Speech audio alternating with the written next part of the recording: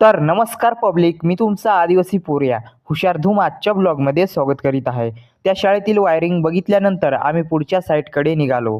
त्याच गावातील या अंगणवाडीमध्ये आम्हाला वायरिंग करायची होती, म्हणून येथे अंगणवाडीमध्ये बघायला आलो. तेथे सरांनी सर्व मेजरमेंट वगैरे पाहून घेतले.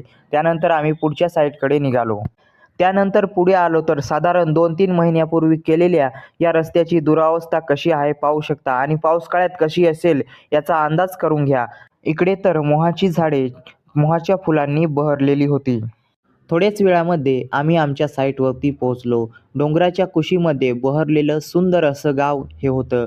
त्याच गावातील अंगणवाडीमध्ये काम चालू होतं, ते पण बघितलं. ते बघितल्यानंतर आम्ही आमच्या लोकेशनकडे गल्लीबोळातून वाट काढत थोड्याच वेळामध्ये पोहोचलो. इकडे आलो तर शाळेतील वर्ग बंद होते, त्यामुळे आम्ही शाळा बाहेरूनच बघत होतो. तेवढ्यात या बैलाकडे लक्ष गेले तर मातीची उधळण करत हा बैल होता.